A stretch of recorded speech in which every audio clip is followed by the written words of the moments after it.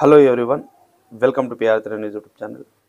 తమిళనాడులో బీజేపీ రాష్ట్ర అధ్యక్షుడి యొక్క మార్పు అన్నది ఈరోజు పెను సంచలనంగా ఈరోజు దేశవ్యాప్తంగా మారినటువంటి విషయం. ఎందుకంటే తమిళనాడు రాష్ట్రంలో 3% ఉన్నటువంటి బీజేపీ ఓటు షేర్ని గత ఎన్నికలు మనం చూసుకున్నట్లయితే 11%కి అన్నమలై రాష్ట్ర అధ్యక్షునిగా ఉన్నప్పుడు అంటే ఆయన నాయకత్వంలో బీజేపీ అక్కడ సాధించగలిగింది. అయితే అది అధ్యక్ష మార్పు అనేది పార్టీ యొక్క అంతర్గతమైనటువంటి విషయం. అయితే ఆయన్ని రాష్ట్ర అధ్యక్ష పదవి నుంచి తప్పించి జాతీయ నాయకత్వంలో తీసుకుంటారా అన్నది కూడా ఒక చర్చ అయితే నడుస్తూ ఉంది. ఏదేమైనప్పటికీ కూడా ఈరోజు తమిళనాడు రాష్ట్రంలో బీజేపీని చాలా స్పీడ్గా బీజేపీని ఆయన విస్తరించేలాగా చేశారు అనడంలో మాత్రం ఎటువంటి సందేహం అయితే లేదు. అయితే ఈ టాపిక్లోకి వెళ్ళే ముందు కొన్ని స్క్రీన్ షాట్స్ అనేవి నేను ఇక్కడ పక్కన పెడతాను, మీరు చూడండి. ఈ స్క్రీన్ షాట్స్ అన్నీ కూడా గత కొద్ది రోజులుగా అన్నమలై గారి యొక్క రాజీనామా గురించి, అదేవిధంగా who can replace Annamalai as Tamil Nadu BJP's new chief అని చెప్పేసి జాతీయ స్థాయిలో చాలా వరకు డిబేట్స్ అయితే నడుస్తున్నాయి. సో మరి వాటికి సంబంధించినటువంటి కొన్ని ముఖ్యమైనటువంటి స్క్రీన్ షాట్స్ అంటే వాళ్ళ అన్నమలై గారి యొక్క అభిమానులు వీడియోల కింద రాసేటటువంటి కామెంట్స్ని ఇక్కడ నేను మీ ముందు ఉంచే ప్రయత్నం అయితే చేస్తాను. ఇక్కడ ఒకటి చూసుకున్నట్లయితే, very sad, trust the top leadership, select A person who is good as Annamalai, a great fighter with excellent leadership qualities అని చెప్పేసి ఇక్కడ అన్నమలై గారిని చెప్తా ఉన్నారు. అదేవిధంగా ఇంకో కామెంట్ మనం చూసుకున్నట్లయితే, wrong move by central BJP, Annamalai is the right person to lead the BJP in Tamil Nadu, he should be given a second chance, అంటే ఇంకొకసారి కూడా ఆయనకి అధ్యక్ష బాధ్యతలు ఇవ్వాలని చెప్పేసి కూడా ఆయన అభిమానులు చెప్తా ఉన్నారు. అదేవిధంగా మనం ఇక్కడ ఇంకొకటి చూసుకున్నట్లయితే ఇంకొకటి ఉంది, if this is true BJP is dead in Tamil Nadu. మీరు ఇక్కడ కామెంట్లో మీరు ఇక్కడ చూడవచ్చు, BJP will never will in Tamil Nadu in once and for all BJP including Amit Shah destroyed in Tamil Nadu BJP అని చెప్పేసి కూడా అక్కడ కామెంట్స్ అయితే వస్తూ ఉన్నాయి. అండ్ ఇంకొక కామెంట్ కూడా మనం ఇక్కడ చూడొచ్చు, BJP did similar mistake in Telangana by replacing Bandi Sanjay and lost winning chances to Congress.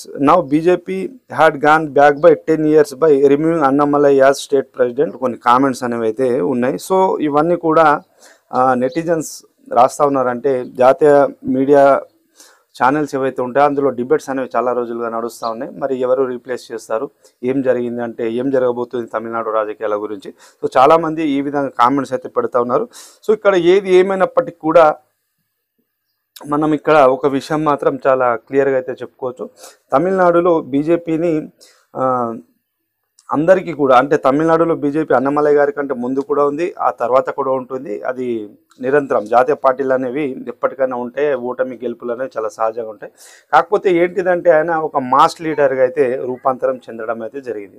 ఆయన ఎప్పుడైతే ఐపీఎస్ ఉద్యోగానికి రాజీనామా చేసి ఆయన డైరెక్ట్గా రాజకీయాల్లో రావడం కానీ, ఆ తర్వాత ఆయన సభలు కానీ, ఆ తర్వాత ఆయన మాట్లాడేటటువంటి తీరు కానీ, అయితే అది ప్రతిదీ కూడా ఆయన ప్రజల్లో ఆయన వర్షంలో కూడా తడుచుకుంటూ బీజేపీ సభల్ని నిర్వహించడం కానీ ఇవన్నీ కూడా బీజేపీ పట్ల, అదేవిధంగా ఆయన పట్ల అక్కడ తమిళనాడు ప్రజలు ఆయన పట్ల చాలా గౌరవాన్ని చూపించారు. అదేవిధంగా బీజేపీని బలోపేతం చేయడంలో అన్నమలై గారు అలుపెరుగనటువంటి కృషి అయితే చేశారు. సో దాని యొక్క ఫలితం ఏంటిదంటే ఇక్కడ 3% ఉన్నటువంటి ఓటు షేర్ని అంటే ఓట్ బ్యాంక్ని ఆయన 11% కంటే కూడా ఎక్కువగా ఆయన తీసుకొని వెళ్ళడం అనడంలో మాత్రం ఎటువంటి సందేహం అయితే లేదు. అయితే మరి మొత్తానికి ఇప్పుడు ఏం జరగబోతుంది? సో ఇక్కడ అన్నా డిఎంకే పార్టీతోటి పొత్తు పెట్టుకోబోతుంది బీజేపీ. ఎలాగైనా సరే తమిళనాడులో గెలవాలి అంటే ఒంటరిగా గెలవలేని పక్షంలో అన్నా డిఎంకేతోనైనా పొత్తు పెట్టుకొని తమిళనాడు రాజకీయాల్లో చక్రం తిప్పాలని చెప్పేసి బీజేపీ అయితే భావిస్తుంది. సో మరి దీనికి అనుగుణంగానే అలా కొద్ది రోజుల క్రితమే పళనిస్వామి గారు అమిత్ షా గారితో వెళ్ళి మీట్ అవ్వడం కానీ, సో మరి ఆ సమావేశం తర్వాత ఆయన బయటకు వచ్చిన తర్వాతనే కొద్ది రోజుల తర్వాతనే నేను ఇక రాష్ట్ర అధ్యక్ష బరిలో నేను ఉండను అని చెప్పేసి అన్నమలై గారు చెప్పడం అయితే జరిగింది. సో ఆ తర్వాతనే గత 10 రోజుల క్రితం నుండే ఈ చర్చలు అనేవి జరుగుతూ ఉన్నాయి. తమిళనాడు బీజేపీ రాష్ట్ర అధ్యక్షుడిని బీజేపీ మార్చబోతుంది అని చెప్పేసి అప్పటి నుంచి అయితే ఉన్నాయి. సో మరి ఇక్కడ మనం ముఖ్యంగా చూసుకున్నట్లయితే అన్నా డిఎంకే సీనియర్ నేత అయినటువంటి దివంగత జయలలిత గారి గురించి ఒకప్పుడు అన్నమలై గారు కొన్ని వ్యాఖ్యలు అయితే చేశారు. సో ఆ వ్యాఖ్యలకి అప్పుడే అన్నాడీఎంకే కార్యకర్తలు భారీ ఎత్తున ఆందోళనలు కూడా చేపట్టారు. సో మరి ఈ విషయంలో మరి అన్నాడీఎంకే ఇక్కడ అన్నమలై గారు ఒకవేళ అధ్యక్షుడిగా ఉన్నట్లయితే ఒప్పుకోమని చెప్పారో ఏంటిదో మనకైతే తెలియదు. అది వాళ్ళ ఇంటర్నల్ సీక్రెట్ అది. కాకపోతే అమిత్ షా గారితో అన్నాడీఎంకే ముఖ్య నేతలు కలిసిన తర్వాతనే ఇక్కడ అధ్యక్ష మార్పు అనేది జరుగుతున్నట్లుగా మనకైతే తెలుస్తూ ఉంది. సో ఇదిలా ఉంటే మనం ఇక్కడ ఒకటి మాత్రం చెప్పొచ్చు, ఇక్కడ అన్నాడీఎంకే బీజేపీ ఒకే రేపటి రోజు గెలుస్తారో లేదో మనకైతే తెలీదు. అయితే అన్నాడీఎంకే కూడా అంటే తమిళ్ లాంగ్వేజ్ పైన వాళ్ళకు కూడా ఇక్కడ డిఎంకే ఏ విధంగా అయితే భాష జోలికి వస్తే ఊరుకోదు, అదేవిధంగా అన్నాడీఎంకే కూడా అదే విధంగా ఉంటుంది. చాలామందికి తెలియదు, బీజేపీతో కలుస్తున్నంత మాత్రాన వాళ్ళ భావ సారూప్యత అనేది బీజేపీ కాదు. ఏ పార్టీ ఉన్నా సరే తమిళనాడులో వాళ్ళందరూ కూడా వాళ్ళ లాంగ్వేజ్ పైన వాళ్ళు ఒక మాట కూడా పడనీయనటువంటి పార్టీలే అక్కడ తమిళనాడు రాష్ట్రంలో ఉండడం అయితే జరుగుతుంది. సో ఏదేమైనప్పటికీ కూడా వాళ్ళు ఎవరితో పొత్తు పెట్టుకొని ఒకవేళ రేపటి రోజు అధికారంలోకి రాగలిగినా కానీ అక్కడ పరిస్థితులు అనేవి వేరుగానే ఉంటాయి. సో బీజేపీ అక్కడ స్వతహాగా బీజేపీ ఒంటరిగా బలపడేటటువంటి ప్రయత్నాన్ని చేస్తేనే చాలా వరకు బాగుంటుంది. ఎందుకంటే అన్నమలై గారి యొక్క నాయకత్వంలోనే బీజేపీ ఇప్పుడు 11% ఏదైతే తెచ్చుకుందో, ఇంకా ముందుకు వెళ్తే ఈసారి కాకపోయినా ఇంకొకసారి అయినా సరే బీజేపీ అక్కడ ఖచ్చితంగా ప్రభావాన్ని చూపేటటువంటి అవకాశాలే ఉంటుండే. ఇప్పుడు ఫర్ సపోజ్ మనం చూసుకున్నట్లయితే తెలంగాణ రాష్ట్రంలో కరెక్ట్గా ఎన్నికల కంటే ముందే బండి సంజయ్ గారిని అధ్యక్ష రేస్ నుండి అయితే తప్పించడం అయితే జరిగింది. అయితే జరిగిన తర్వాత ఆయనకి మళ్ళీ ఎమ్మెల్యే టికెట్ ఇచ్చారు, ఓడిపోయిన తర్వాత మళ్ళీ ఎంపీ టికెట్ ఇచ్చారు, మళ్ళీ కేంద్ర మంత్రి పదవి అనేది కూడా ఆయనకి ఇవ్వడం అయితే జరిగింది. సో ఇక్కడ పరిస్థితులు అనేవి వేరు.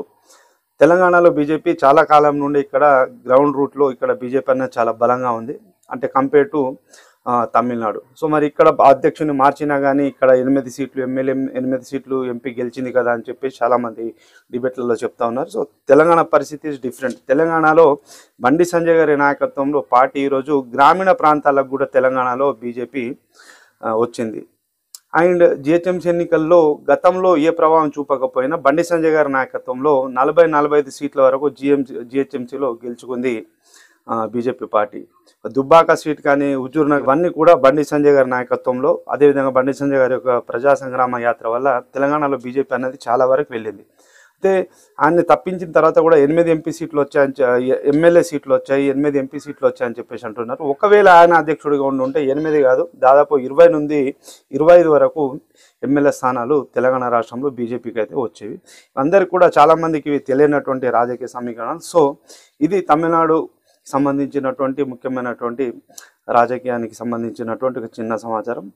ఇంకొక వీడియోతో మళ్ళీ మీ ముందుకు వస్తాను. వీడియో చూసినందుకు ధన్యవాదాలు. Thank you.